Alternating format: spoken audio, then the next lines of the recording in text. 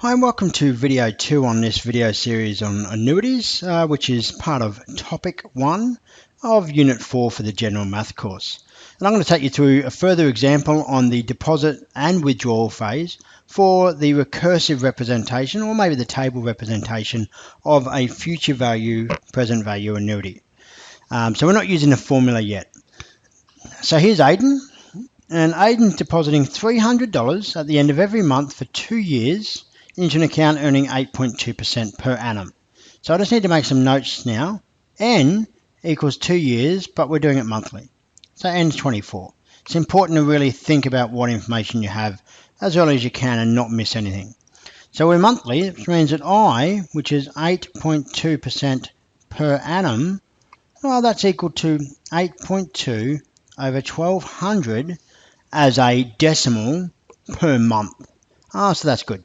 Now, of course, part A, which is unusual, but it's here. It's a scaffolded question. Part A is actually asked for that information, so let's make a note of some of it. A0, he starts with nothing, and the first deposit's made initially, so we could say that A0 is 300. It really depends on your interpretation of the question.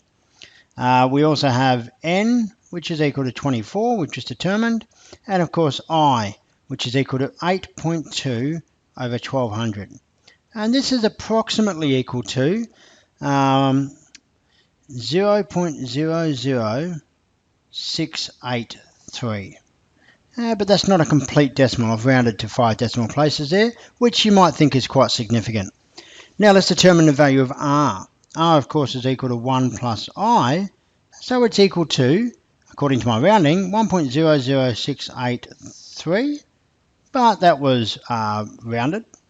Or we could put R as 1 plus 8.2 over 1200, which is an unrounded version, an exact version of our rate. Now I'm going to move down here. We'll use black. I'm going to state the recurrence relation here. So the recurrence relation is always AN plus 1 is equal to RAN plus D. And it's the deposit phase, so we do plus D.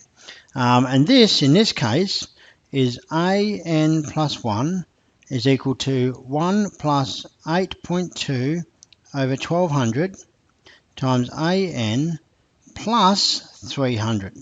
That's our recurrence relation. And D, use a calculator to determine the value of A24. So A24, I'm going to use that recurrence relation. And if I just quickly set up my A24, or set up my A0 as that $300. So remember we talked about that here. Well, I'm going to say let's take it as the first deposit. And then A1, the next one, will be equal to, in our calculator, or I'll put in what I'm putting in my calculator, answer times by 1 plus 8.2 over 1200 plus 300 equals, and that gives me A1, and then I just have to press equals another 23 times, and that leads to this value here, which is 7,794.20.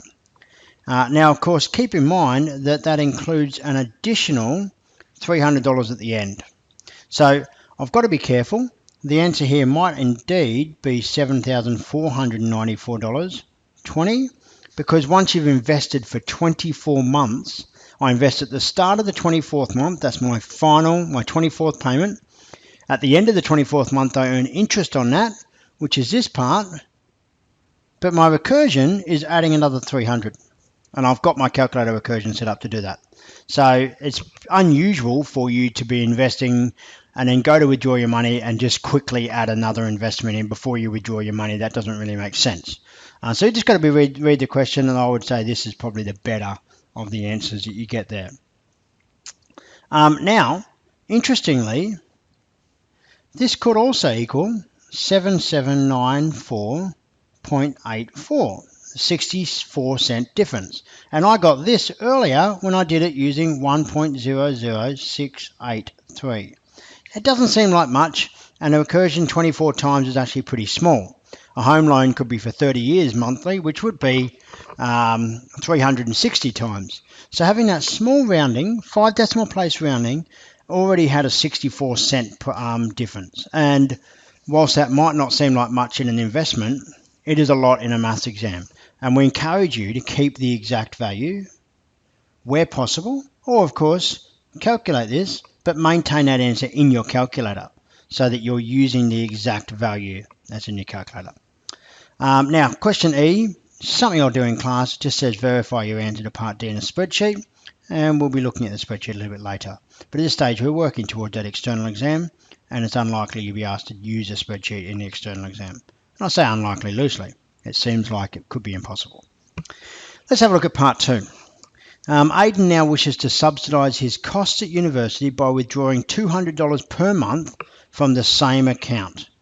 He will no longer make deposits. Now we need to talk a little bit about assumptions here, but the question here is, when will he run out of money? And I've set this question up for a reason, very specifically, because it is easily done with recursion, but there are some things we have to be careful of, because recursion has a few little issues itself. But let's start by setting it up. AN plus 1 is equal to AN times by 1 plus 8.2, same account, over 1200. This time we're doing minus 200 though. It's a withdrawal phase.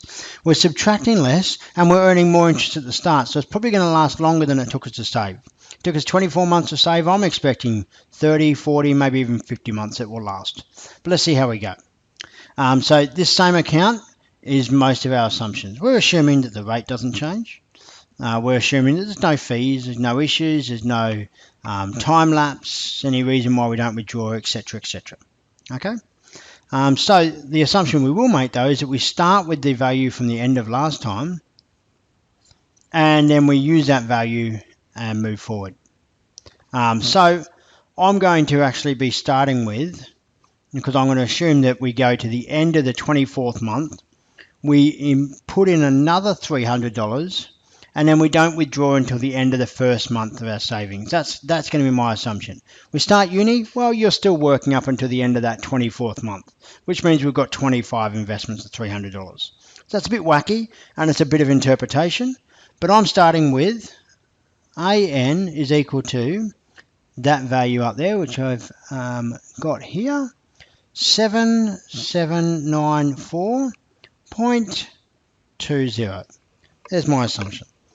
Now, so that's with that assumption, we can build a solution. So I start with that, press equals, and then of course my next line is answer times by 1 plus 8.2 over 1200 minus 200, and I press equals a heaps of times. Now I'm sort of suggesting here a little bit of a benchmark. It's easy to lose count. So I'm going to say A10, I pressed it 10 times, that's equal to 6,281.92.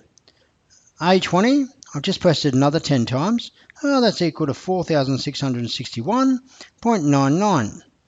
A30, I've just pressed it another 10 times, oh, that's equal to 2,927.90.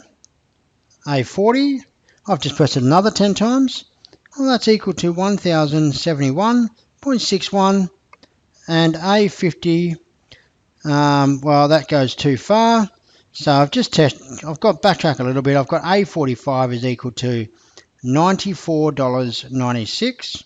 I can see that's low enough now that I am going to run out in the 45th month, but of course I add on to that an additional 1 month worth of 8.2% per annum, 0.2 over 1200, and that gives me $95.61 that I have remaining. So my last month will be a withdrawal of $95.61. Now I've kept all these values in my calculator as I went, but of course I'm rounding here and I've rounded down, but who knows how the bank's going to work. It might be 62, they might round up, and of course it all depends on whether I take it out at an exact moment in time, and there's some other little things in play here. But that's going to give me a very, very good and accurate value for what I'll be working towards. Okay, so that's the end of that example, and I'll leave this video here. All the best.